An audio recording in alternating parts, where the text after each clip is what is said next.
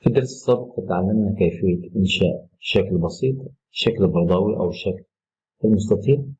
وفي هذا الدرس سوف نتعلم كيفية تغيير أماكن هذه الأشكال، وأيضا كيفية تحجيمها بالتكبير أو التصغير، وأيضا كيفية تغيير اللون الخاص بكل هذه الأشكال. أولا سوف نختار أداة التحريك للمفتول التي ترونها أمامكم، نعلم عليها ثم نضغط على الشكل المستطيل. طريقة زر الماوس الأيسر ونبدأ نحرك الشكل في المكان المناسب لنا،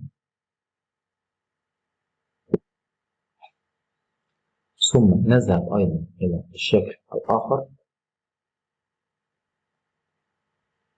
نحدده بزر الماوس الأيسر، نبدأ والآخر في وضعه في المكان المناسب. وبذلك نكون عن طريق أداة موف تول استطعنا أن نحرك الأشكال إلى أي مكان نرغبه في الوضع الجديد. المهارة الثانية كيفية التحجيم وتغيير أبعاد هذا الشكل. نعلم على الشكل أيضا ثم نضغط من لوحة المفاتيح كنترول زائد حرف T. هذه هي الطريقة الأولى. فنجد أن هذه الأسهم الخاصة بالشكل ظهرت أمامي.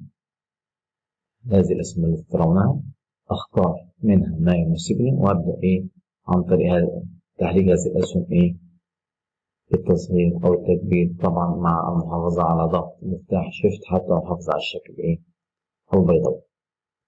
عدم ضغط مفتاح شيفت كما ترون تغير الشكل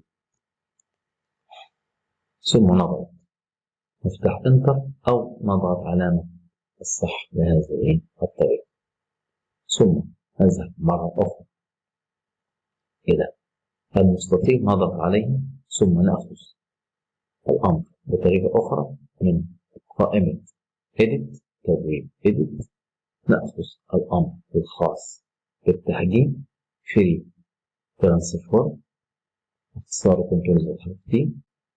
نجد أيضا هنا بعد الشكل قد تغيرت وظهرت النقط الخاصة بهذا التحجيم، واستطيع عن طريق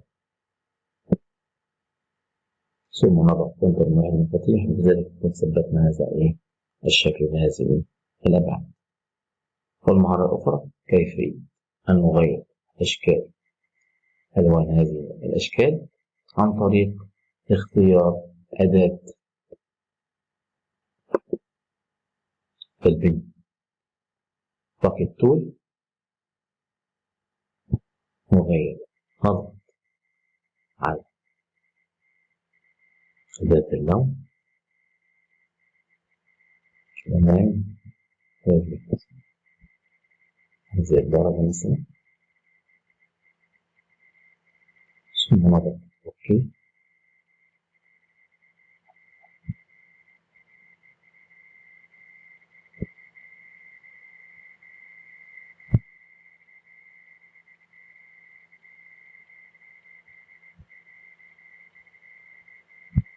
ثم نضغط على الطبقة الخاصة بالدائرة، ثم نضغط على الدائرة فيتم تلوين هذه الدائرة باللون الجديد الذي ترونه أمامكم.